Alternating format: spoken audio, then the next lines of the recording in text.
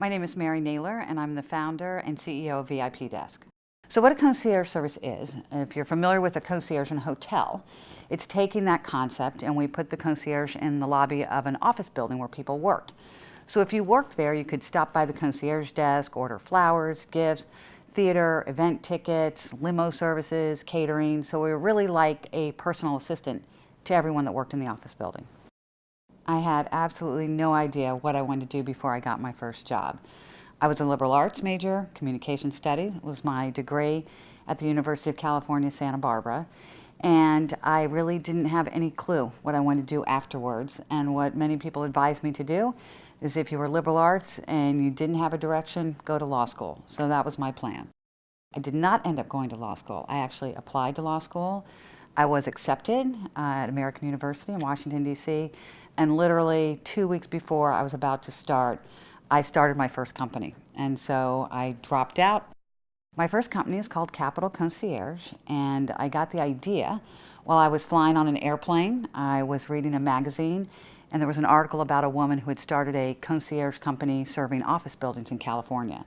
And it was really one of those lightning bolt light bulb moments. And I thought, this is what I want to do. And it just stuck with me. I contacted her, went out and visited her, got enough information about what a concierge company did, and came back, told my parents, no law school, borrowed $2,000 from my mother, and moved back home into their basement and started Concierge. Well, I think, being young and right out of college with really no business, remember I was a communications major, I had no business background, degree. It was really more from classes I took during college that dealt with project planning and concept development. And so it was just making to-do lists and talking to a lot of people, going out into the marketplace. I knew who the potential buyer was, and going out and knocking on doors and trying to pitch this idea, which everyone thought was great, but it wasn't being done in the Washington, D.C. market at that time. So no one wanted to be the guinea pig. And it was after probably about 6 months of knocking on doors, about when I was going to give up, that someone took a chance on me. And it was another woman. There were very few women buyers. I was selling to the commercial real estate market, and someone took a chance on me. And it transformed and led me on my path to where I am today. I mean, I personally don't think you need a college degree to be an entrepreneur. You need to have a great idea. You need to be able to sell. You need to be able to understand, is there a need in the market? And it just takes a lot of perseverance to get out there and take something from concept and make it a reality. So to say you don't need a degree, there's certainly things that you do need. One is you need a network, and that means you have to go out, find people who are doing something similar, people that are business savvy, be willing to go out and talk and do informational interviews. The classes didn't exist when I went to college, but now there are many different entrepreneurial programs, entrepreneurial classes, programs for entrepreneurship. In college, I believe one is called ACE. So there are different, venues and opportunities, and I think various nonprofit organizations that sponsor young women and how to explore an entrepreneurial career.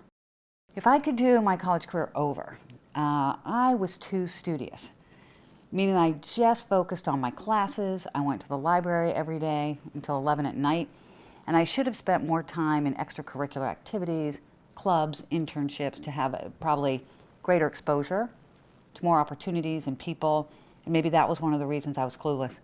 So I was just so much focused on, getting the grades, being in the library, that I didn't expand my horizons. I could have never have charted this, imagined this journey at all. It had never been in my family in terms of entrepreneurs. I never, if you would have asked me at any point during my college career, would you start and run a business, I would have laughed. So it really was just circumstance. And I think sometimes you have those lightning bolt or light bulb moments where if you're not sure what your passion is, to keep reading, exploring, and then something hits. And then that's the path you hopefully will be able to take. Biggest challenges I think that I had in the business were, one, I was a young woman and I was selling into a predominantly male industry. So that was a big challenge. I actually had a friend who was an older male come with me to big presentations as a prop. The other thing was always money. Having enough cash to grow the business. When it started to take off, I had borrowed $2,000 from my mother, and I really didn't have the funds to continue to open new buildings. So I took loans, I advanced my credit cards, and ultimately I had to bring on 2 angel investors to put money into the company. I really did not know I would be successful from the beginning. You know, I started this, I just put my heart and soul into it. I knew from my experience in school, however, I always made A's.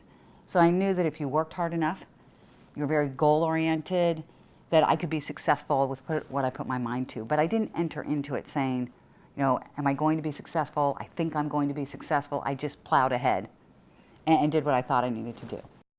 In terms of running your own business, really, you know, at the beginning, when you start the company, you're a jack of all trades. You do everything from hiring to overviewing of accounting, sales, marketing, dealing with HR issues. As you grow a company, you hire specialists to do the things that you're not so good at. My passions are the business development and sales. I think any founder needs to be able to sell their product or service, and that's where I've focused my energies. And at the end of the day, you know, the sales or the revenue is what grows a company and drives the engine that makes it all happen. I think, you know, as you progress throughout your career, what may seem as a big challenge or trauma at one point in time, over time, you look back, you get more experience, you learn how to find a solution and move on. I also, I think, got some good advice from one of my advisors early on that said, you know, when I called, I was in a panic about something that had gone wrong. And he said to me, will this matter a year from now? Will this matter 5 years from now, 10? And so I always kind of tried to gauge in this little scale. Not really. You know, that the song that's out now, what doesn't kill you, kills you, makes you stronger.